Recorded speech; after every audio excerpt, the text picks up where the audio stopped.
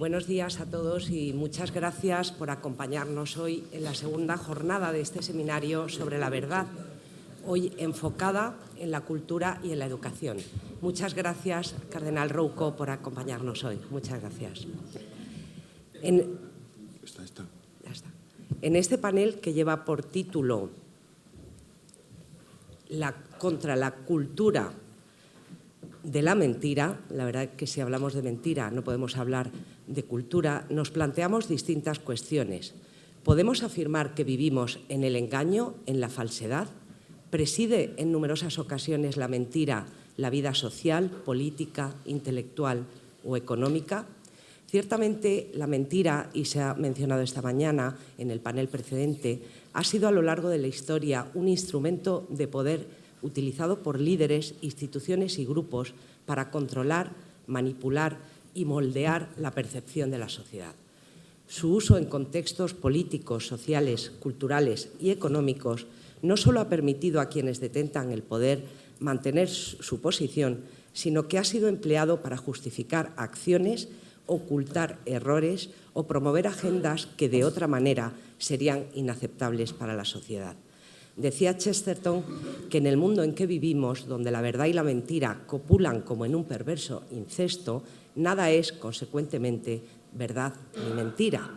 O peor, a la verdad se le llama mentira y se considera verdad lo que es mentira, por lo cual nos sentimos atrapados por el padre de la mentira.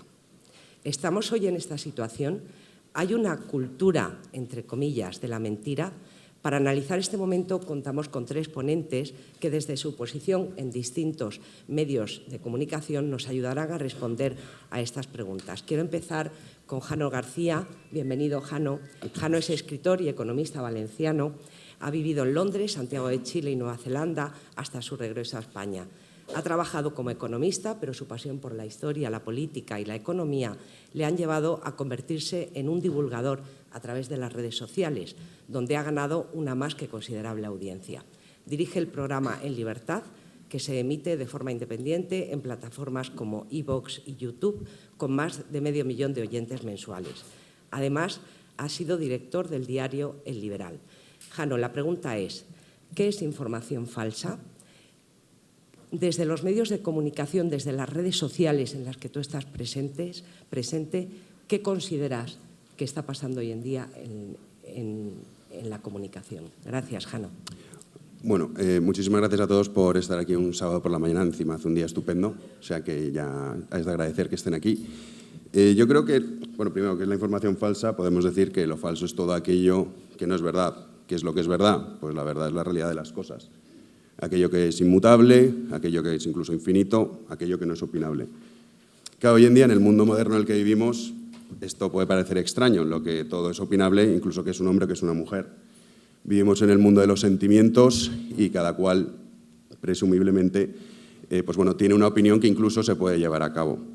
Yo creo que la mentira siempre ha existido. Lo único que sí que es verdad que en el mundo actual en el que vivimos es cierto que las redes sociales han cambiado un poco lo que es el monopolio de la mentira, si queremos llamarlo así.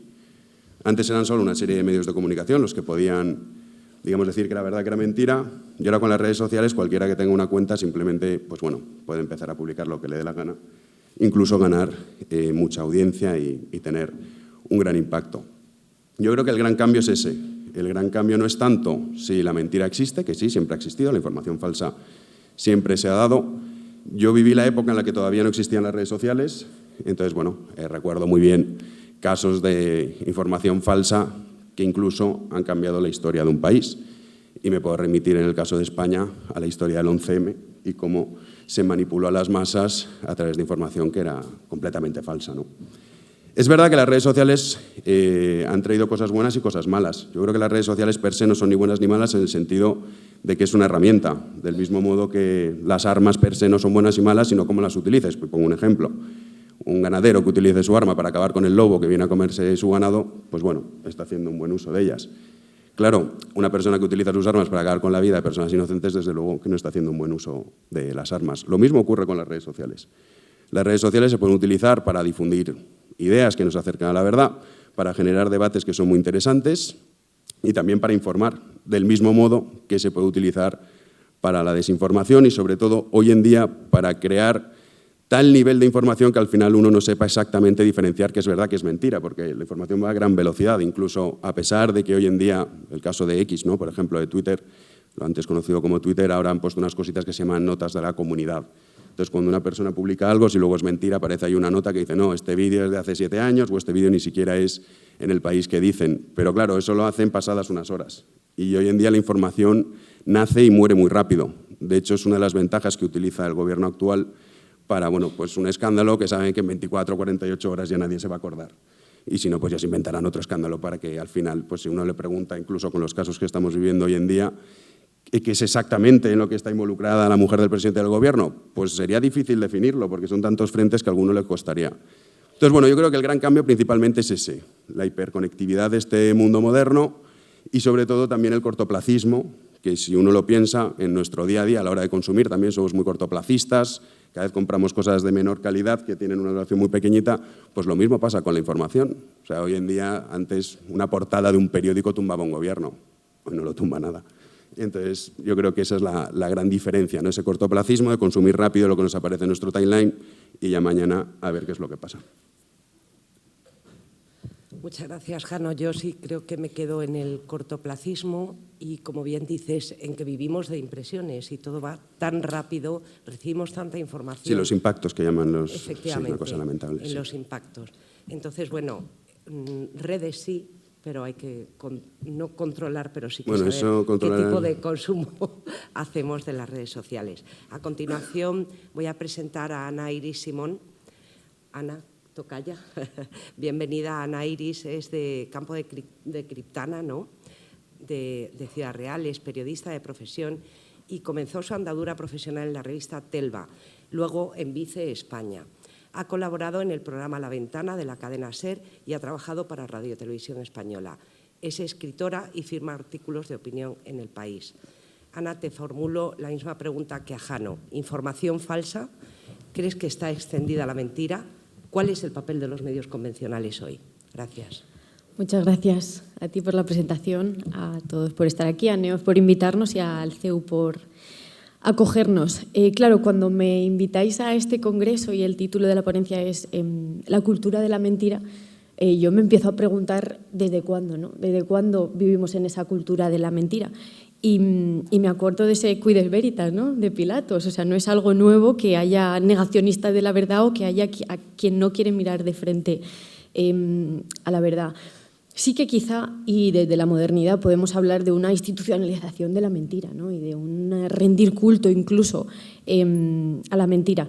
Pero creo que es fácil que caigamos en lo que un periodista argentino, ya se llama Santiago Gerchunov, llama provincianismo histórico, que es la tendencia de todas las épocas a considerarse rabiosamente únicas en sus cosas terribles, que sucede también con los países, ¿no? Los españoles nos consideramos únicos por las cosas malas, ¿no? Porque voceamos, porque estamos todo el día en la calle, porque dormimos tarde, mal y nunca. Los argentinos, ¿no? Porque tienen una tendencia al psicoanálisis. Cada uno se considera único en sus errores, en lo oscuro en lugar de en lo luminoso.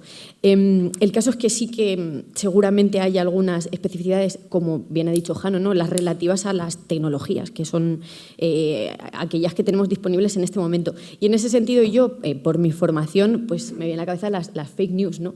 Que es como el lobo del que todos nos hablan, creo que especialmente en la izquierda, ¿no? En el liberal progresismo, que es ahora mismo pues la ideología hegemónica, todo el rato habla de los peligros de las noticias falsas. También de un término que es el término posverdad, que se populariza a raíz del primer triunfo de Trump, yo ya casi que asumo el segundo, y del Brexit, ¿no? Y se habla de, bueno, la RAE lo define como la propaganda con fines espurios o difundir mensajes a pesar de saber que son falsos, como si eso no hubiese existido nunca, ¿no? Y como si propagandistas fuesen solo los otros, nunca es uno... Bueno, ahora estamos en el caso de los propagandistas católicos, que quizás son los únicos que se reconocen como propagandistas, pero siempre las fake news las emiten los otros, siempre los propagandistas son los otros.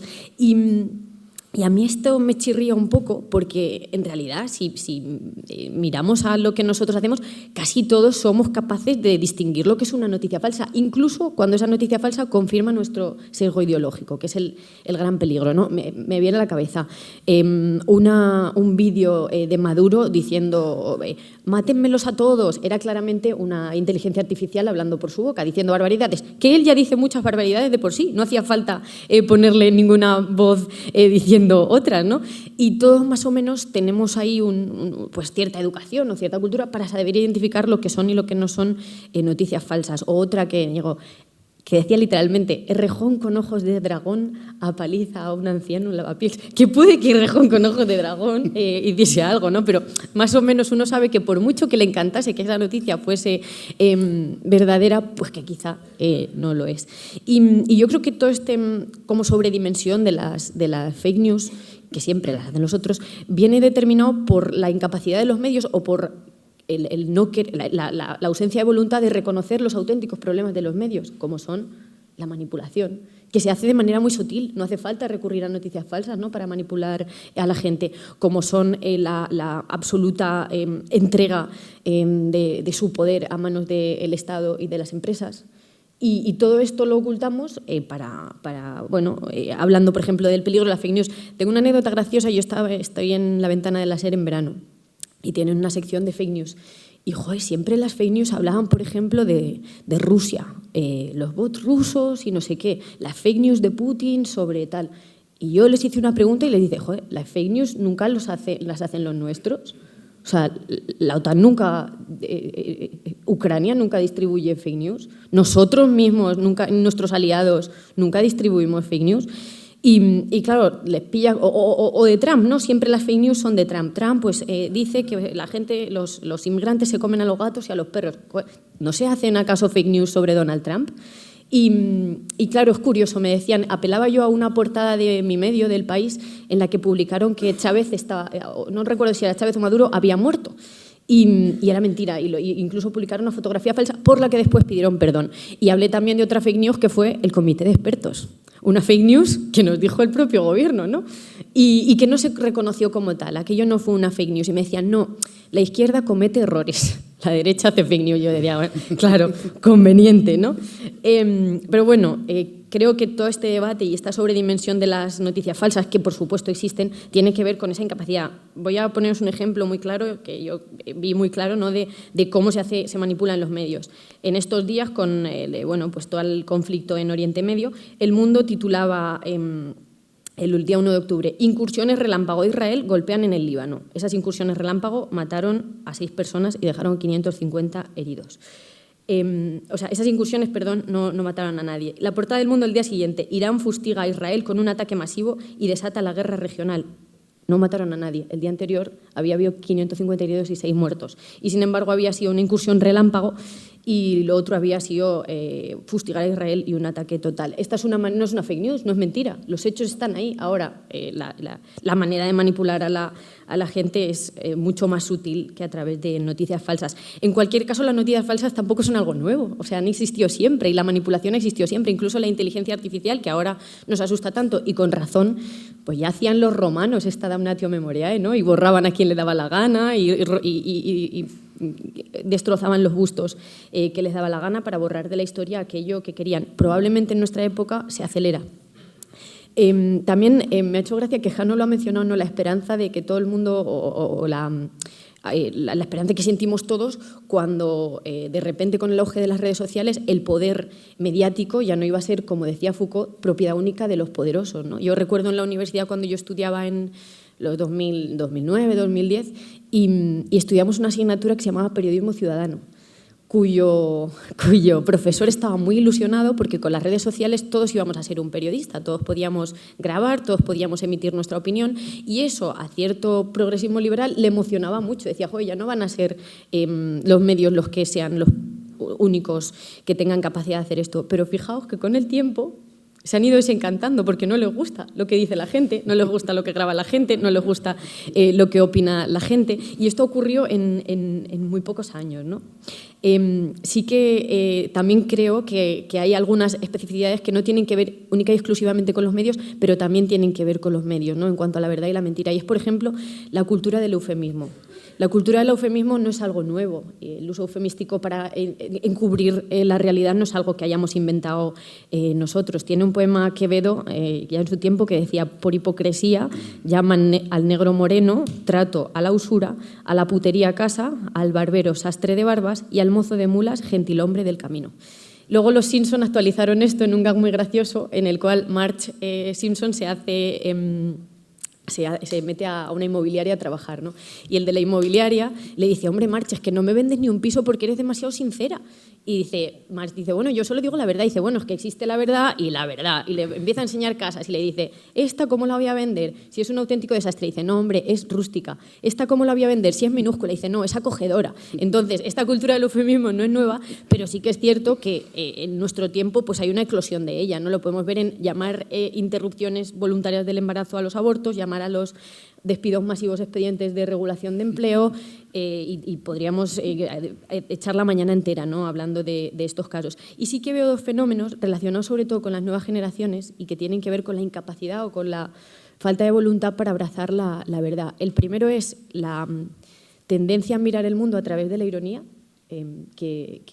Por ejemplo, hay un ensayo de Foster Wallace ya en los 90 donde habla maravillosamente sobre ello y sobre cómo su generación ya en Estados Unidos en aquellos años era presa de la cárcel de la ironía. Él hablaba de que quien no puede transformar el mundo se ríe de él. Hablaba de la televisión y de los shows televisivos en los cuales se utilizaba ese tamiz para acercarse al mundo y también para representarlo por la incapacidad de ver la verdad en él, de abrazar la belleza como tal, de abrazar la verdad o la bondad.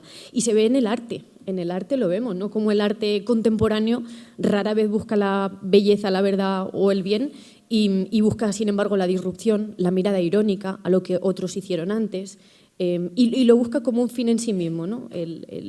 Sir Roger Scruton tiene un documental muy bonito que además está libre en Vimeo, se puede ver sin pagar, que es algo muy extraño en nuestra época. Se llama ¿Por qué la belleza es importante? Y habla precisamente de esto, ¿no? de lo que hemos convertido el arte o la cultura cuando buscamos simplemente la disrupción. Se ve mucho con el caso de Santa Teresa, que a mí me llama mucho la atención, como las lecturas que se hacen sobre la santa, pienso por ejemplo en Cristina Morales, que es una escritora contemporánea, anarquista, siempre son buscarle la disrupción a Santa Teresa en lugar de simplemente pues, abrazar lo que ella escribió y sus enseñanzas. El texto, por cierto, que lo tenía que apuntar, o sea, me va olvidando, yo soy muy dispersa, de Foster Wallace, si lo quieren buscar se llama Unibus Pluram, y es maravilloso. Y luego la segunda especificidad que veo, sobre todo en los jóvenes, es la ideología como... Y lo veo en mí misma, lo he visto seguramente más en etapas anteriores de mi vida, la ideología como tamiz a través del cual filtrar la realidad y todas las verdades que queden fuera de ello no las voy a reconocer. Incluso las voy a negar cuando se me hagan carne y se me hagan evidentes. Y es algo que, jolín, venimos de una guerra civil que fue antes de ayer, en la cual probablemente había menos incapacidad, aunque esto parezca una aberración así de partida, para mirar al otro y en la verdad que haya en el otro, a pesar de que no encaje con los cajones en los que me empeño en constreñir la realidad. Pienso, por ejemplo, hace unos días una presentadora de televisión progresista, Inés Hernández, que es muy joven, tiene 30 años, tenía que pedir disculpas en redes sociales por ser amiga de Cristina Cifuentes. No del presidente de Falange, de Cristina Cifuentes. Y decía que bueno, que si a sus seguidores les había herido, que ella fuese amiga de Cristina Cifuentes. Luego también veía un estudio publicado en El País que hablaba de que la generación Z, aquellos nacidos a partir del 2000, veían como raro o prácticamente imposible hacerse amigos de aquellos que no tuviesen una ideología parecida. También hay estudios similares en Estados Unidos en los cuales familias republicanas o demócratas no admitirían que su hijo o hija se casase con uno del contrario. Y como esa tendencia en los años 90, hace no tanto, hace 20, 30 años, no era así. Y esto lo veo mucho, ¿no? Veo pues una incapacidad de siquiera darle al otro el don de la amistad, ¿no? O de que pueda incluso su ideología tener algo de cierto.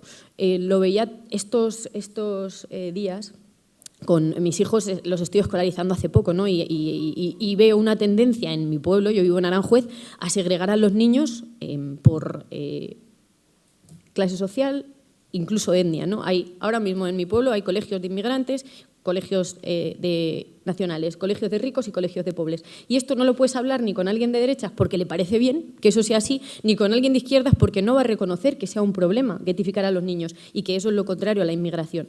Entonces ahí hay un problema que se va a acrecentar y que cada vez se está acrecentando más, que sobre todo perjudica a los más pobres, a los inmigrantes, y que nadie va a atajar. Y que nadie va a atajar porque es un tabú, tanto para los unos como para los otros. Y eso es algo que me ha afectado a mí misma. Y en ese sentido, y ya para concluir, os voy a leer una anécdota muy bonita que descubrí precisamente gracias a un amigo que me presentó, Elio Gallego, se llama Llorens Sagales, que es del abogado y diputado de la CEA, Javier Martín Artajo, que también perteneció a la Asociación de Propagandistas Católicos. Resulta que Martín Artajo había sido uno de los nacionales salvados de la ejecución por el anarquista Melchor Rodríguez, el Ángel Rojo. En su lecho de muerte, el anarcosindicalista recibió la visita de Martín Artajo, que era católico, que aun a sabiendas de que su amigo era ateo, le insistió en que besara un crucifijo. Y él le respondió: el día que tú te pongas una corbata con la bandera anarquista, yo besaré un crucifijo. Artajo, al día siguiente, apareció en el hospital de la Beneficencia, en el que estaba ingresado con una corbata con los colores de la CNT. Y Melchor Rodríguez besó la cruz que le traía uno de los hombres a los que salvó la vida. En su entierro se cantaron a las barricadas y se rezó un Padre Nuestro. Y al hilo de esta anécdota yo leía también, me obsesionó mucho con este amigo que me presentó Elio, y él tiene una reflexión preciosa que dice que hay que buscar la verdad, pero sobre todo hay que dejarse encontrar por ella. Y yo creo que eso es lo que nos cuesta, ¿no? Dejarnos encontrar por la verdad y hacer hueco en nuestro interior para simplemente acogerla.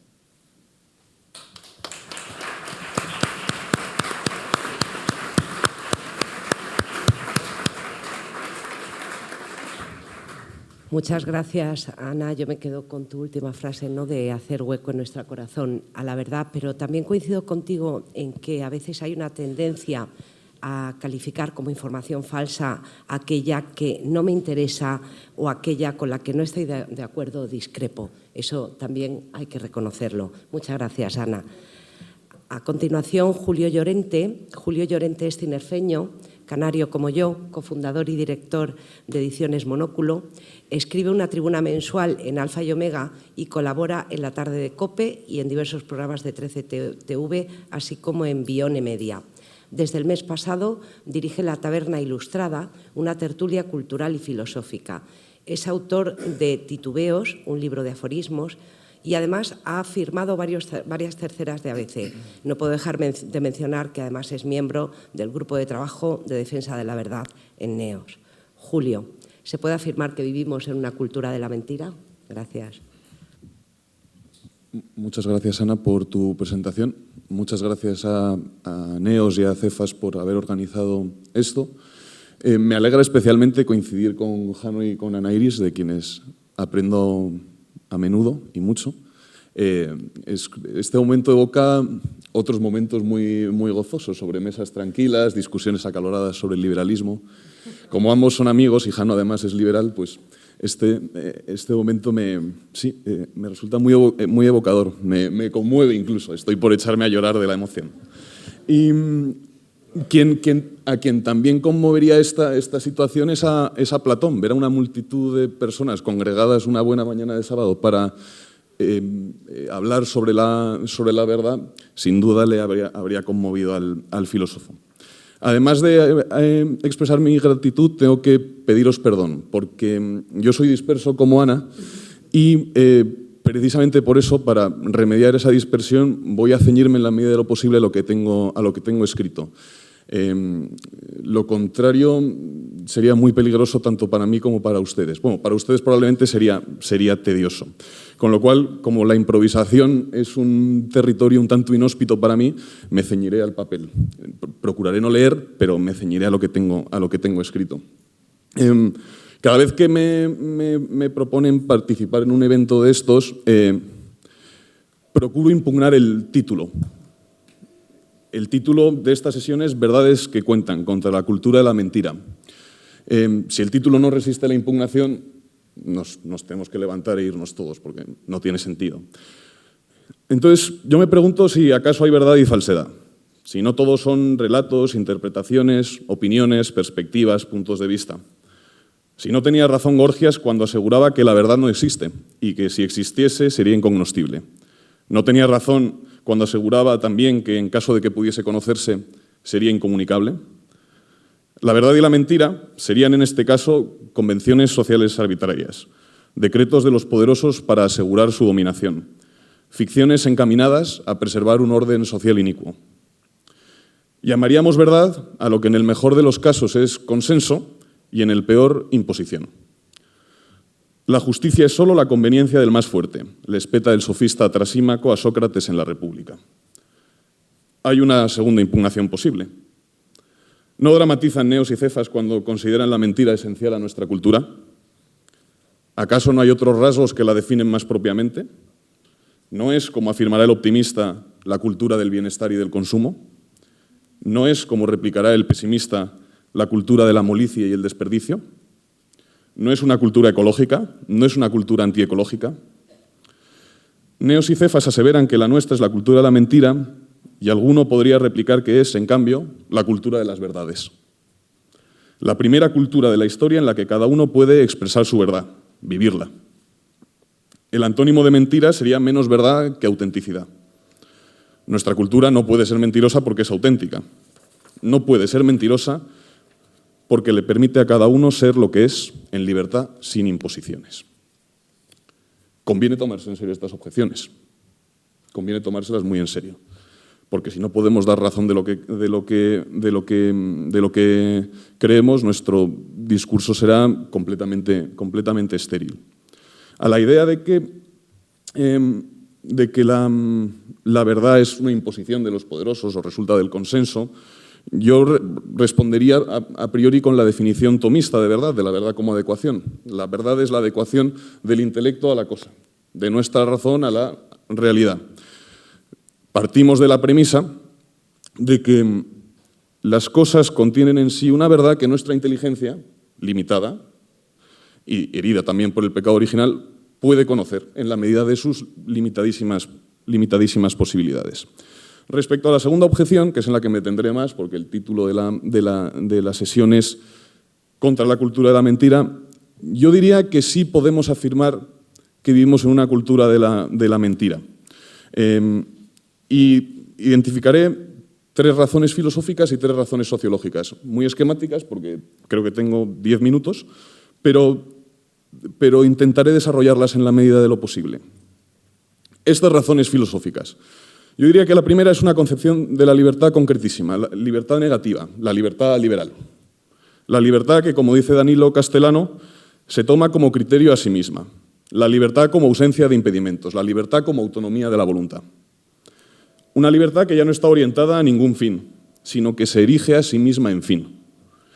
Es una libertad que está exenta de toda exigencia, de toda responsabilidad. Se justifica por su solo ejercicio. Excluye el telos, el para qué. Para los medievales, muy sabios, la libertad está estrechamente vinculada a la verdad y al bien. Los modernos, por su parte, la emancipan, la absolutizan hasta convertirla en la medida de todas las cosas. Lo importante ya no es que nuestra palabra sea veraz, sino que sea libre. Lo importante es la libertad de expresión, que es importante, pero tampoco es lo principal. Lo importante es que nuestro pensamiento sea verdadero. No es que nuestro pensamiento sea verdadero, sino que no esté condicionado. Pensaba que el hombre moderno trata de ser libre al modo de Dios, pero en realidad esta es una libertad luciferina, porque Dios está sometido al principio de no contradicción y solo puede hacer el bien. La libertad negativa, liberal, es una libertad luciferina. Escepticismo y todas sus variantes modernas, como segunda razón. El escepticismo, variantes modernas, racionalismo, idealismo. El escepticismo dinamita el puente entre la razón y la realidad. El hombre no puede acceder a la naturaleza de las cosas. Volvemos a Gorgias. La verdad no existe, pero en el remotísimo caso de que existiese, sería incognoscible. Y a su vez, la verdad es incognoscible, pero en el remotísimo caso de que pudiera conocerse, no puede comunicarse. No podemos alcanzar la verdad porque ora nuestra razón es muy precaria, ora porque la verdad es demasiado oscura, ora por ambos motivos. Hay algo de verdad en este escepticismo. La razón humana es limitada. No puede abarcar la totalidad de las cosas, no puede comprenderlas en su plenitud. El esfuerzo común de todas las generaciones de hombres no podría agotar el misterio de algo tan nimio como una mosca. La reflexión filosófica en la modernidad se desvía de lo ontológico a lo lógico, de lo real a lo mental, de la naturaleza de las cosas a las operaciones de la mente. La época del esplendor de la razón es, en verdad, la de su achicamiento. La mente queda confinada entre sus propios muros, incapaz de nada valioso, de descubrir nada valioso. Mencionaría también, por el contexto en el que vivimos, el cientificismo. Hay muchas más razones, pero yo creo que estas son fundamentales. El cientificismo consiste en una absolutización del pensamiento científico, que agotaría la realidad. La ciencia sería la única fuente legítima de conocimiento. Tendría la respuesta última sobre todas las cosas, sobre la poesía, sobre el amor, sobre el hombre. Claro, esto implica una degradación de la realidad. Si la ciencia es nuestra única manera de conocerla y la ciencia atiende exclusivamente a lo cuantificable, la realidad es apenas cuantitativa. Se ve clarísimo en el caso de los medios de comunicación. Lo importante es el dato. El dato es la verdad. Oiga, el dato... Bueno, Chesterton decía que el dato es la antesala de un sofisma, pero vemos ahí cómo se degrada la verdad a lo que es cuantificable. Solo el hombre, porque su razón está herida, porque es incapaz de nada más, solo puede descubrir por sí mismo lo cuantificable. Lo demás debe permanecer en el ámbito de la oscuridad, de lo inexplicable, de lo misterioso. Razones sociológicas ahora, otras 3. Mencionaría primero el totalitarismo del trabajo, que se da en un sentido temporal y en un sentido ontológico. Temporal porque dedicamos buena parte de nuestro tiempo al trabajo. En realidad, en esto no somos especiales, nuestra época no es singular. Todas las generaciones de la historia han dedicado la mayor parte de su tiempo al trabajo. Pero también existe este totalitarismo del trabajo desde el punto de vista ontológico, porque hemos llegado a concebirlo como el principal ámbito de nuestra realización personal. ¿Cuántas personas renuncian a su vocación familiar, renuncian a su tiempo de ocio para medrar en el trabajo? Se cree que el trabajo da un sentido último de nuestra existencia, que sirve para explicarla. El mundo laboral pertenece al ámbito de los medios que sirven a fines, al ámbito del rendimiento, de la productividad, del interés. La filosofía, es decir, la búsqueda de la verdad de las cosas, pertenece, por el contrario, al ámbito del ocio. El de la contemplación, la quietud, el sosiego, la inutilidad, el desinterés. Quien filosofa se consagra a un quehacer inútil, a un quehacer que es un fin en sí mismo, que no contribuye en nada a nuestra supervivencia biológica. Escapa al mundo, necesario por cierto, de los días de labor para introducirse en una lógica distinta. Hay un párrafo de Joseph Pieper, filósofo del siglo XX, que a mí me encanta, en el ocio y la vida intelectual, que es un libro que les recomiendo vivamente. Estamos muy lejos de querer menospreciar este mundo de los días laborables, partiendo de una posición, a la que supongamos superior, de ocio filosófico. Sobre esto no hay que gastar palabras. Ese mundo de los días de labor es parte esencial del mundo del hombre. Es precisamente en él donde se crean los fundamentos de la existencia física, sin la que ningún hombre puede filosofar. Sin embargo, imaginémonos que entre las voces que llenan los talleres y el mercado, cómo hay que obtener estas o aquellas cosas necesarias para la existencia cotidiana, de qué forma se consigue eso, dónde hay de esto, imaginemos, decía, que entre tales voces se alzase una de repente preguntando: ¿por qué existe el ser y no más bien la nada? Antiquísima y primaria exclamación de asombro filosófico, que ha calificado Heidegger como la pregunta fundamental de toda metafísica. Hay que decir expresamente hasta qué punto esta pregunta del filósofo es algo por completo inconmensurable con el mundo de utilidad y de servicio a fines concretos de los días de trabajo. Si se formulase inesperada y repentinamente entre hombres de acción y de negocios, hombres preocupados del rendimiento y del éxito, ¿no se tendría por loco a quien la hiciese? En tales contraposiciones extremas se hace visible la diferencia realmente existente. Se hace claro que con aquella pregunta se da un paso que trasciende el mundo del trabajo y lleva lejos de él. La pregunta filosófica, que lo es verdaderamente, atraviesa la cúpula bajo la que está encerrado el mundo de la jornada burguesa de trabajo. Quizá no podamos filosofar porque la filosofía obedece a una lógica distinta que el trabajo. Diría que la segunda razón sociológica es la de la agitación, en feliz expresión acuñada por Jorge Freire. Que habló ayer aquí, vivimos una cotidianidad vertiginosa. El hombre contemporáneo está sobreestimulado, inquieto, asediado por el ruido. Este es un contexto poco propicio para la búsqueda de verdades.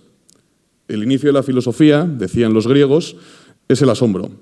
Y la condición del asombro, añadiría yo, es la atención. La verdad no refulge en los chateos apresurados, sino en las conversaciones tranquilas. No en el ajetreo, sino en el ocio. No en la carrera, sino en el paseo. Y por último, apuntaría una que quizás sea más problemática, pero yo lo veo claro. El consumismo. Alguien podría pensar que el consumismo no tiene nada que ver con el objeto de esta mesa redonda. Yo diría que sí y mucho. El rasgo definitorio del consumismo es la superficialidad. El consumista mantiene una relación epidérmica, efímera con las cosas. Las descarta pronto para seguir consumiendo. No se compromete con su cuidado, no las ama. Mi idea es que el consumista está ciego a la verdad porque el conocimiento es indisociable del amor. Tenemos más o menos claro que solo quien conoce puede amar. Yo hoy me propongo decirles que solo quien ama puede conocer. La dinámica del amor implica el conocimiento. La dinámica del conocimiento implica el amor. ¿Conoce mejor a su mujer el marido que la ama o el marido que la desprecia? ¿Conoce mejor la tierra el dominguero que la ensucia o el jornalero que la cultiva? Solo estamos en disposición de conocer la realidad cuando nos proponemos amarla como Dios la ama, con esa abnegada gratuidad. Quizá mi intervención haya despertado los recelos de los oyentes más pesimistas. Una exposición tan interesante en lo teórico como estéril en la práctica. Quizás sea así si lo que pretendemos es un gran cambio. Pero yo no creo en esos cambios, que son necesariamente superficiales. Estoy seguro de que las transformaciones significativas solo pueden producirse a pequeña escala, de corazón a corazón, en un ámbito distinto al de los medios de comunicación de masas y los partidos políticos. Rindamos nuestra libertad a lo bello y a lo verdadero. Consagrémonos a la aventura de descubrir unas pocas pero fecundas verdades. Abramos nuestro corazón a la grandeza de la realidad. Robemos instantes de ocio al vértigo. Detengámonos a admirar bellezas. Amemos las cosas con la fidelidad con la que Dios las ama. Hagamos todo eso y el cambio, ese cambio por el que suspiran nuestras almas, en realidad ya habrá advenido. Muchas gracias.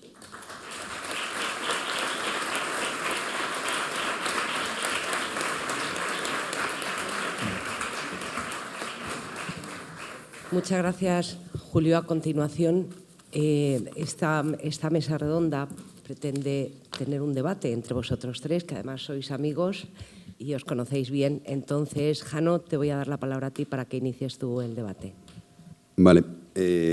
Claro, yo no me había preparado tanto, entonces mi intervención ha sido una cosa lamentable, pero bueno, prometo remontar ahora a partir de este momento. Hemos empezado, bueno, por cosas que ha apuntado sobre la propaganda, ¿no? que decía Ana Iris, la propaganda en realidad está bien, o sea, en el sentido de que nosotros asumimos el término propaganda como algo negativo, especialmente a través de la Segunda Guerra Mundial, por aquello del Ministerio de la Propaganda, Joseph Goebbels y demás. Las empresas ahora lo llaman marketing, pero es exactamente lo mismo. O sea, al final se trata de convencerte de una idea. Te pueden convencer para ideas que sean buenas o ideas que sean malas, pero la propaganda como tal no es negativa. También ha dicho Ana, tengo aquí apuntado, que todos somos capaces de distinguir una noticia falsa. Yo ahí discrepo contigo. Yo ahí creo que vivimos en una sociedad, también lo ha comentado Julio en su exposición sobre el tema del cortoplacismo, que es que uno en realidad ni siquiera sabe muy bien ni a qué sigue, ni a qué medios, ni nada. Simplemente se dedica a bajar así, le sale una cosa, otra, se confunde y dice, esto lo ha publicado El Debate, no, ha sido The Objective, no, ha sido El Confidencial, que en realidad no tienes ni idea muy bien ni de dónde lo has leído. Y las noticias falsas sí que tienen éxito, y lo vemos a día de hoy, sobre todo, yo me centro en este caso en el tema de Twitter, también podemos hablar de otras redes sociales, pero el tema de Twitter, que está perfectamente diseñado para consumir y olvidarte al instante y seguir bajando, yo veo cada 2 por 3 vídeos que son evidentemente falsos, que digo, pero ¿cómo puede haber alguien que sea tan estúpido de creerse que esto es verdad? Bueno, pues ves la cantidad de retweets, la cantidad de likes, los comentarios, que en fin, uno se queda loco, dice, pero bueno, ¿esto cómo es posible con la inteligencia artificial? Que uno ve cosas que dices, bueno, a ver, es que es evidente que es falso, o por lo menos, dices, bueno, si no lo ves evidente que es falso, dudar sobre si es cierto o no y hacer una mínima investigación que consistiría en poner en Google esa noticia que has leído para ver si realmente es cierta o no es cierta, tardarías un minuto.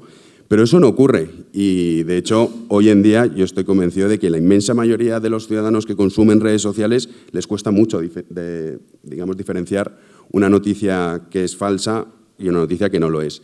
Y sobre todo también aquí hay otra cosa, hablabas un poco también de ese fanatismo ideológico, que estoy totalmente de acuerdo en el sentido que vivimos en un marco ideológico, que incluso si una noticia dices, bueno, no estoy muy seguro, pero como sirve a mis intereses ideológicos, la voy a dar por válida. Y me da igual. Y yo voy a asumir como que esto es cierto. Pero realmente eso al final lo que denota es una estupidez impresionante, ¿no? El hecho de que porque simplemente eso te sirve como una herramienta para, según tú, hacer esta guerra cultural que llaman y demás, pues asumirlo como cierto sin ni siquiera preguntarte si lo es o no, pues es bastante peligroso. Luego he comentado también la cuestión del consenso. Bueno, yo creo que el consenso per se no es bueno. Es decir, puede existir un consenso para hacer algo positivo o no, del mismo modo que la ley. O sea, aquí en España, desgraciadamente, la derecha española, que es muy aficionada a sacar la Constitución todo el día y van por la calle flipando con la Constitución.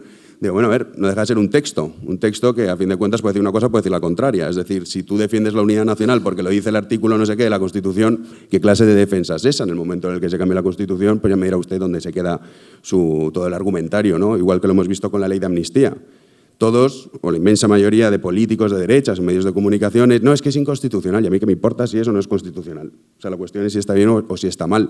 No porque si la ley dice que es constitucional, entonces aquí todos aplaudimos y decimos que qué maravilla. Que es igual que pasa con la democracia, ¿no? Que esto de la democracia también es como, ¿es maravillosa? Bueno, maravillosa o no. O sea, pues es una cosa espantosa. De hecho, en muchas ocasiones lo es. Luego la libertad de expresión, que me parece que con Julio en esto sí que discreparemos más. Yo soy defensor de la libertad de expresión a ultranza en el sentido de que incluso, lo has comentado antes, has dicho el control, ¿no? Que es verdad que hoy en día lo escuchamos mucho, ¿no? Y ahora el presidente del gobierno quiere controlar las fake news para que solo las pueda decir él, no los demás. Entonces, claro, esto del control de la libertad de expresión me parece que es muy peligroso en el sentido que yo creo en la libertad de expresión incluso para esos mentirosos, esos estúpidos, esos necios que puedan, decirlo de alguna manera, expresar incluso algo que dices, bueno, pues que a todas luces esto es negativo, digamos, para la sociedad y que lo hemos visto en muchas ocasiones, porque en el fondo no deja de ser un componente de la naturaleza humana. O sea, yo creo que vivimos en un mundo en el que uno de los principales problemas que tenemos es que estamos convencidos de que podemos reformar la naturaleza humana y que vamos a determinar nosotros lo que es el ser humano. Esto pasa mucho día a día. Entonces, claro, es como que no, la maldad o la mentira vamos a extirparla y vamos a acabar con ella. Es imposible, o sea, es absurdo. Es, además, sobre todo, un tema muy peligroso en el sentido de quién determina lo que es verdad y lo que no es verdad. O sea, quién vigila al vigilante, podríamos decirlo. Entonces, a mí lo de la libertad de expresión me parece bien porque, a fin de cuentas, o sea, lo que nosotros hoy podemos considerar como verdad, que seguramente, no sé, yo no pienso lo mismo que pensaba hace 15 años. O sea, si yo pensase lo mismo al día de hoy que lo pensaba hace 20 años, sería profundamente estúpido. O sea, me parece increíble esta gente que alardea de decir, no, yo no he cambiado de opinión. Pues oiga, no sé, a mí si me demuestran que estoy equivocado, agradezco que me lo demuestren y cambiar de opinión y no pasa nada. Oye, tampoco es algo que debería escandalizarnos. Entonces, hay momentos, que a lo largo de la historia hay muchos ejemplos, en los cuales una verdad se puede decir, no, es que esto es la verdad absoluta. Y la libertad de expresión está dañando a la sociedad. Y el otro día lo debatíamos en la Taberna Ilustrada de Julio Llorente, que este domingo se emite a las 9 de la noche en Big One Media, no se lo pierdan. Hablábamos sobre esto, ¿no? Y dices, bueno, en la época cuando Copérnico decía, no, la Tierra no es el centro del universo. Claro, había un gran consenso que determinaba que claro que sí, como no iba a ser la Tierra el centro del universo, y sobre todo también se perseguía que se dijese que no. Bueno, pues resultaba que tenía razón. Entonces, todo el mundo en esa época, si le decías, oye, la Tierra es el centro del universo, pues coincidían en que sí. Y Copérnico era un loco, y luego Galileo también otro trastornado que había que perseguir. Entonces, yo creo que la libertad de expresión es fundamental porque en muchas ocasiones incluso lo que creemos que es verdad y que estamos 100% seguros de eso, pues a veces no es así. Sobre lo último también para apuntar en España que decía Julio, el trabajo. que es como nuestra gran preocupación, ¿no? Lo que utilizamos para, pues, bueno, esto que dicen de autorrealizarse y todas estas cosas, y que es a lo que más tiempo dedicamos. Yo en el caso de España no lo veo tan así. Es más, yo creo que en España, una de las virtudes, también de los defectos, claro, a veces pues, las cosas son como son, es que precisamente en España, por ejemplo, los datos de absentismo son muy elevados. Se calcula que en torno a 1,5 millones de personas cada día no va a su puesto de trabajo. Me cuesta creer que el problema de España sea que nos hemos volcado a eso. Tampoco me parece algo malo, en el sentido de que yo no creo que el trabajo tenga que ocupar, o sea, cada uno, ¿no? Pues en función de si le gusta o no le gusta lo que hace, pues en mi caso sí, porque yo he tenido la suerte de, pues bueno, me dedico a lo que me gusta. Entonces, para mí, cuando dices trabajas, pues bueno, si lo queremos llamar así, sí, pero en realidad haría casi más o menos lo mismo lo que hago en mi día a día. Me encanta leer, consumir información, ver documentales, no sé, o sea, es como lo que, digamos, mi hobby, que por suerte lo he convertido en mi trabajo, igual que me encanta escribir. Entonces dices, bueno, yo comprendo que eso puede ser para algunos malos, para otros será positivo, pero no creo que en el caso de España eso sea así. Lo que sí que creo es que hay un problema, y es que aquí se te está diciendo que sin trabajar puedes ser rico. Entonces estos conceptos así un poco extraños que nos venden de no, ahora la reducción de la jornada laboral. En España se han publicado diversas encuestas, en torno al 70, al 85% está a favor, claro. Dices, oye, que vas a trabajar menos y te pagan lo mismo. Y de nada, pues fenomenal. Sí, no, como concepto me parece fascinante. También estoy a favor, ¿eh? Claro, no, sí, como concepto me parece súper bien. El problema es que eso lo tiene que pagar alguien y suele ser un pequeño empresario, que el pobre hombre, todos se creen que está ahí en su mesa de caoba, encendiéndose puros con billetes de 500 euros y tal. La verdad es que no es así. España es un país de micropymes. Entonces, bueno, el concepto ese a mí me parece muy bien, la reducción de la jornada laboral, claro, me parece bien siempre y cuando no cargues a un tercero los costes que eso tiene. Y un poco pues es por lo que he ido apuntando que discrepaba. Bueno, de Israel, pero bueno, eso es que no, está para un tema muy largo. Sí, no, sí. No, es lo que... Sí, eso sí. Todos. Pero en Irán sí que se cargó a un pobre palestino. A un palestino. Sí, en Jericó, el pobre hombre iba paseando. A un palestino. Sí, pero bueno, eso sería para otro debate, sí. Eso entonces no lo voy a decir, porque no tiene nada que ver con esto. Sí, o sea, yo no, lo primero, o sea, sí que creo que haya gente que se crea las fake news, ¿eh? Lo que creo es que hay mucha más gente que se cree que el comité de expertos existió y que en ese sentido es mucho más grave lo que hacen los medios y no se señalan a sí mismos que lo que señalan siempre en los otros, ¿no? Y también hay una finalidad económica en que sobredimensionemos este problema de las fake news, que son los verificadores de noticias. Empresas que han surgido a raíz de ello que se dedican a hacer fact-checking, a decirte si una noticia es auténtica o falsa. Ahora bien, ¿quién verifica a esos verificadores? O sea, ¿quién está ahí detrás para decirte eso? Y sobre el trabajo como fuente de sentido, yo creo que tú lo estás analizando desde un punto de vista cuantitativo. ¿Cuántas horas dedicamos a trabajar? ¿Dedicamos las suficientes o dedicamos demasiadas? Yo creo que no se trata de algo cuantitativo, sino cualitativo. No se trata de cuántas horas eche yo al trabajo, sino reducir mi ser a aquello que produzco y consumo. Y esto no es un mal de España, es un mal de nuestra época. No es que sea exclusivo de España, sino que es un mal del mundo en el que vivimos, ¿no? Veía hace poco en Twitter a un chaval que ha trabajado bueno, él es un chaval súper de izquierdas, ha trabajado de hecho en la productora de Pablo Iglesias, y decía algo que a mí se me hizo terrible, y es un mal en especial de nuestra generación. Decía, y mira que trabajaba más mi abuelo seguramente de lo que trabajo yo, pero él no, sabía que su ser no se reducía a lo que producía y consumía. Decía este chaval, mi psicóloga me ha recomendado que haga el ejercicio de pensar qué soy yo, además de mi ideología y mi trabajo. Y se me hizo tristísimo. Dije, joder, que un chaval tenga que plantearse qué es él, más allá de sus ideas, del tamiz con el que intenta asir el mundo y de aquello que produce, se me hacía tristísimo, pero decía, pero es que esta es la realidad de la mayoría de los que yo conozco, incluida de mí misma. O sea, está muy bien, a mí me encanta mi trabajo igual, tengo la suerte de, como tú, tener un trabajo que me encanta.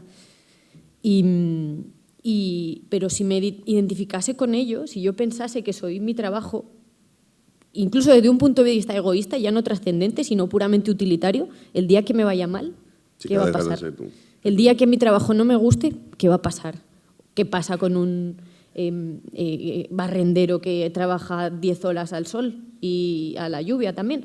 O sea, yo creo que el problema no es tanto si trabajamos mucho, poco o regular, sino la total identificación con aquello que producimos y consumimos, ¿eh? Y esto también es muy interesante lo que ha dicho Julio, ¿no? La relación que tenemos con los objetos. No es inocua.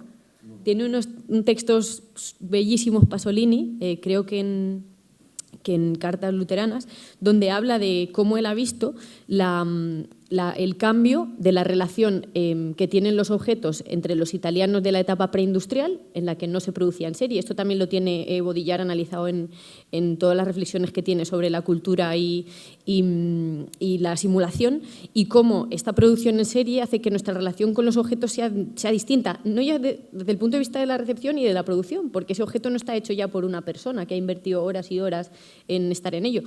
Y desde el punto de vista de la recepción es evidente, ¿no? Yo el otro día iba a la zapatería y solo había zapatos de señores mayores y señoras mayores y tacones, que son lo único que arreglamos las mujeres. Y decía, este oficio es uno de esos oficios destinados a estar extintos, porque si se te rompen unas sandalias de Zara de 30 euros, pues te compras otras en lugar de irte al zapatero a arreglarlos, ¿no? Y yo creo que también eso es clave, ¿no? Pensar en tanto la producción como el consumo como vertebradores de nuestra identidad, y en cómo ello nos aleja necesariamente de la verdad, ¿no? Yo, viniendo para acá, he pasado por el barrio de Salamanca, pero por estas calles que están llenas de tiendas. Y yo venía pensando muy optimista de no vivimos en una cultura, joder, qué pesimista el título, ¿no? De la cultura de la mentira. Y he pasado por ahí y he dicho, ¿cómo no, tío?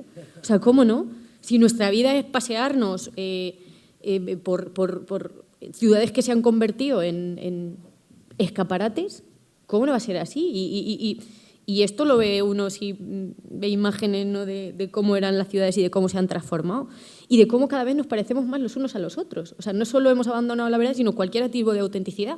Yo esto siempre cuento esta anécdota. Una amiga mía y yo siempre nos reíamos de las casas de viejos. Decíamos, son todas iguales las casas de viejos, con su gotelé, sus muebles de madera oscura, los tapetes, los platos de cerámica. Todas las casas de abuelos son iguales.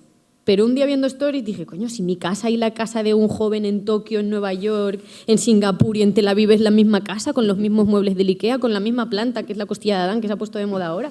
Entonces, no se trata ya de la verdad como entelequia o como una idea, sino como algo que vivenciamos, su ausencia en nuestro día a día, en las cosas más ínfimas, no ya solo en aquello que pensamos que somos y a lo que reducimos nuestro ser, que es totalmente vacuo, sino en incluso los objetos de los que nos rodeamos. Bueno, por partes. Yo por empezar con algo en lo que estamos de acuerdo todos.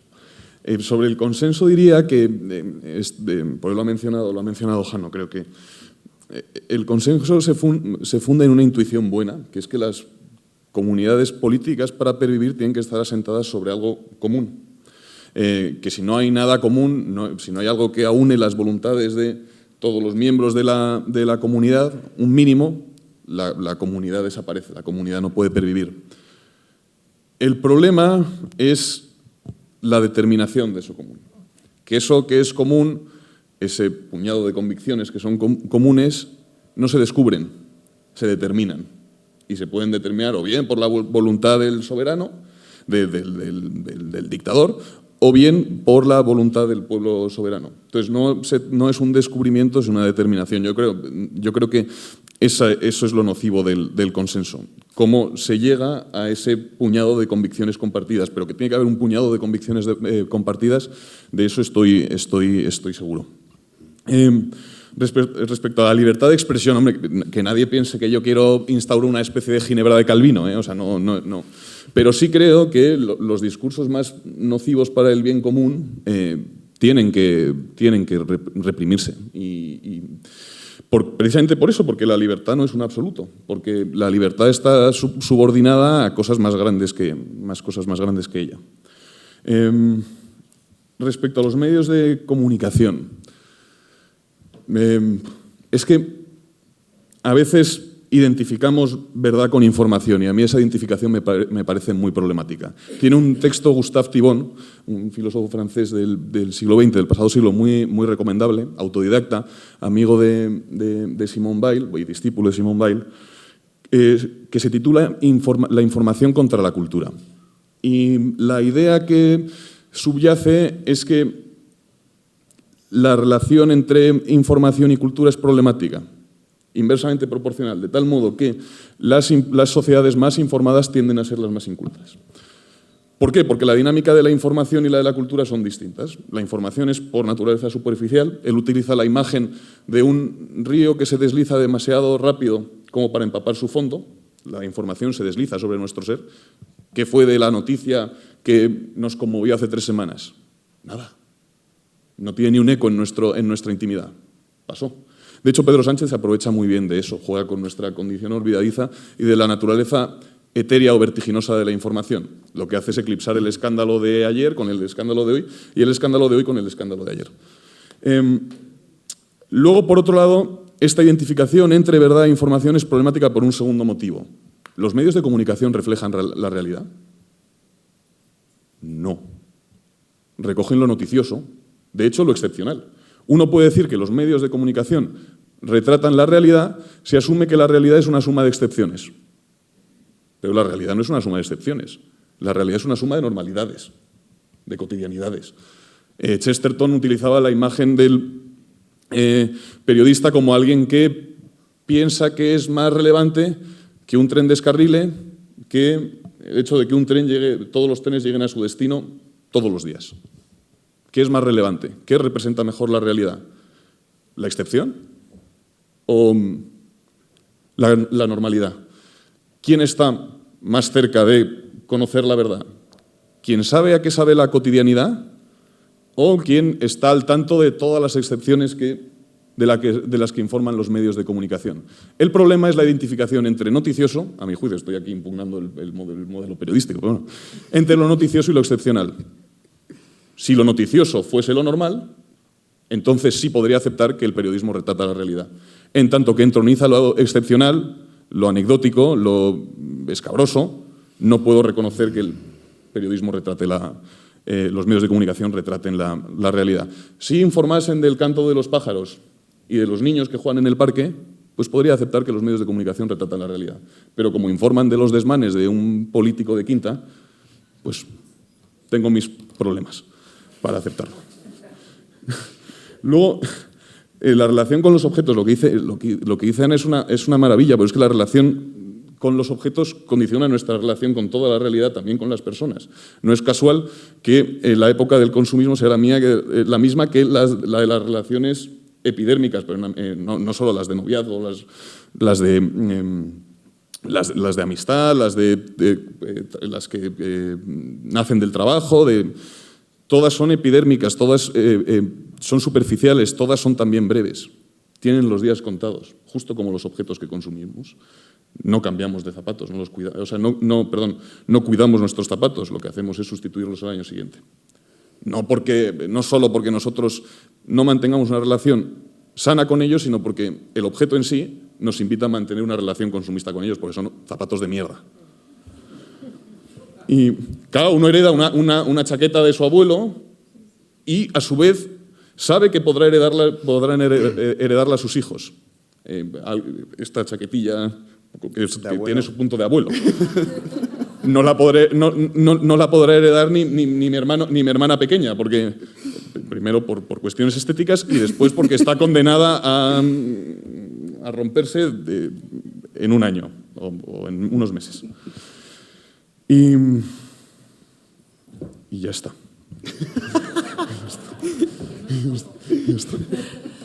Bueno, muchísimas gracias a los tres. Como el tiempo pasa rápido, si hay alguna pregunta desde el público, por favor. Sí, aquí.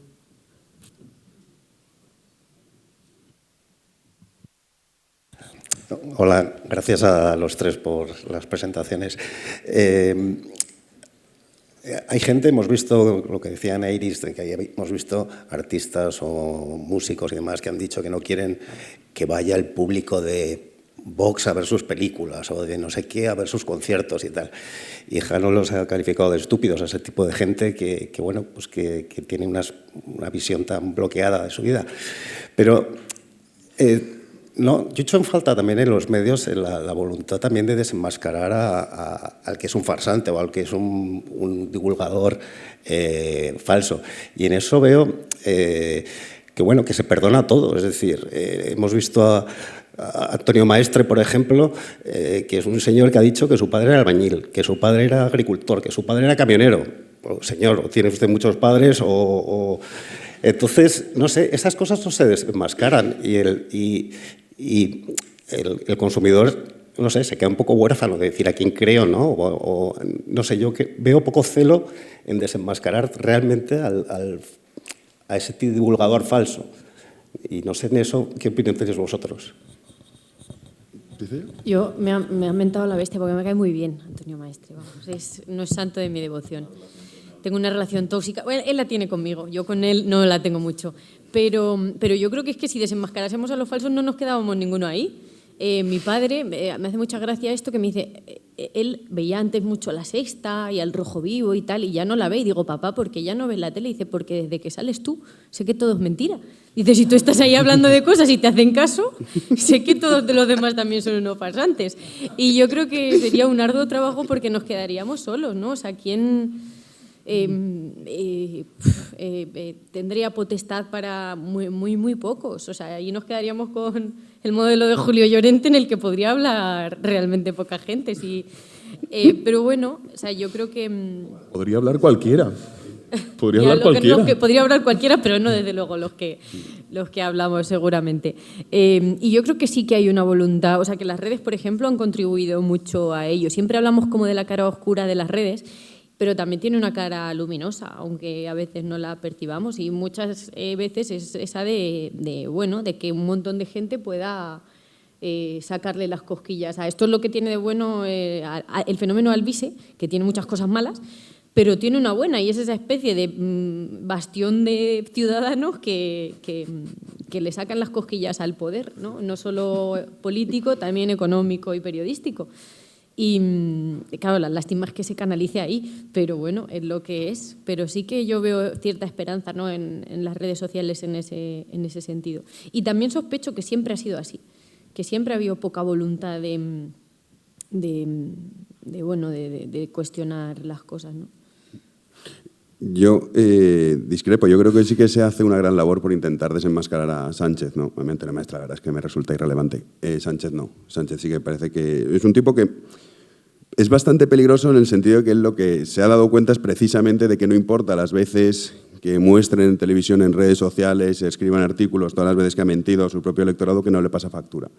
Entonces, claro, de hecho, si tú te das cuenta, antes Sánchez empezaba como que iba preparando el terreno cuando iba a hacer estos cambios de opinión, ¿no?, que llaman ellos, para no decir mentiras. Y entonces salía un ministro y hacía una declaración. Y luego a la semana salía otro y decía no sé qué. De repente el editorial El País decía, bueno, quizá no es tan mala la amnistía. O sea, preparaban como el terreno muchísimo más para poco a poco que la gente se fuese haciendo la idea de que, oye, que la amnistía iba a llegar, o el indulto, o todo este tipo de... o pactar con Esquerra Republicana, con Bildu, con Podemos. Y ahora ya no.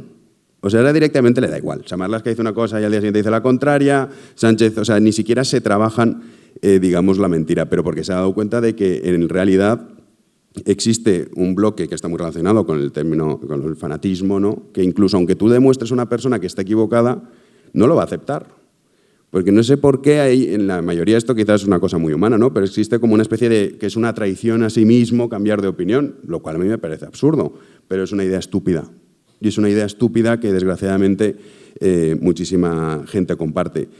El tema de las redes sociales que decía Nairis, yo no tengo grandes esperanzas de que las redes sociales vayan a cambiar algo. Es más, yo creo que las redes sociales perjudican y de hecho fanatizan muchísimo más a los ciudadanos, ¿no? Y todos al final, el dichoso este algoritmo, al final es una cámara de eco. O sea, tú sigues a los que son de tu cuerda y entonces pues te salen todo el rato información contraria al otro. Y esto pasará al revés. O sea, yo en Twitter el 80% del contenido que me sale es un contenido que, digamos, es más acorde a mis ideas ideológicas. De vez en cuando pues me sale alguna cosa que no. Pero realmente, al final, el mundo este de las redes sociales lo que ha creado es eso. Es ese fanatismo y luego todo esa estupidez. Y si te das cuenta, en realidad, si tú analizas cómo ha ido evolucionando la variación del voto en España entre bloques, entendiendo bloque de derechas, claro, tienes que meter al PP ahí, bueno, sería súper discutible esto, pero bueno, vamos a meterlo. Dices, tienes ahí al Partido Popular y en su momento el porcentaje era el de 2015, cuando todavía no había, perdón, cuando se había roto el bipartidismo, si lo sumabas con Ciudadanos en su momento, es exactamente igual que si haces la división PP-Ciudadanos-Vox, es decir, no ha variado tanto. El porcentaje de votos suele ser muy similar, entre bloques, me refiero. A veces uno baja un punto y tal, pero y mira que hemos vivido escándalos y que han pasado cosas y siguen pasando cosas a diario. Y el voto no cambia tanto. O sea, no creo que sea porque no se hace el esfuerzo, sino porque vivimos en la sociedad en la que vivimos Y luego porque también, pues bueno, al final un poco el sistema este consiste en pues tener, digamos, un equipo de fútbol al que tú sigues incondicionalmente. Entonces, pues bueno, del Betis que pierda, pues de Sánchez aunque mienta. Pues esto es así. ¿Alguna otra pregunta? Julio, no sé si quieres añadir tú algo para rematar esta pregunta. Bueno, simplemente, vamos, muy brevemente diría que al final los medios de comunicación en su tarea de control del poder están muy limitados, y están limitados porque en buena medida dependen de las subvenciones de ese poder para pervivir. Con lo cual, ¿qué vas a exigir a alguien que depende de las subvenciones del poder? Le vas a exigir que lo controle, que sea un fiscalizador implacable. Bueno, pero se puede decir lo mismo también del poder económico, ¿eh? O sea, ¿cómo va a controlar la prensa el poder económico si depende de las inversiones de ese poder económico para pervivir? Entonces, yo creo que el modelo al que deberíamos tender es el de la suscripción, el de los lectores que garantizan la supervivencia del medio de comunicación o de los medios de comunicación que leen. Porque ese sí sería un modelo en el que los medios de comunicación podrían operar más libremente. Pero bueno, veo difícil su advenimiento en España, la verdad. Pues muchísimas gracias, Julio, Ana, Jano. Yo un poco para concluir este panel, y totalmente de acuerdo con lo que comentaba al principio de su intervención, Julio, respecto al título de esta mesa redonda, la mentira no puede ser ni es cultura, porque contradice el valor esencial y la belleza de la verdad. Lo ha comentado Ana también en su intervención. La confianza y la justicia que sustentan cualquier sociedad que podemos considerar saludable. Mientras que la verdad construye, la mentira destruye. Mientras que la cultura busca el bien común, la mentira promueve el interés individual a costa del colectivo. Por ello, aunque la mentira exista en nuestras vidas, debemos perseverar para que no pueda erigirse como parte central de nuestra identidad cultural, porque ello erosionará los mismos fundamentos de la naturaleza y de la convivencia humana. En este salón de actos del Colegio Universitario de San Pablo continuemos la labor de San Pablo, su fortaleza, su valentía, su firmeza y fe inquebrantable, así como la esperanza que representa la defensa de la verdad frente a la mentira. Muchas gracias a todos.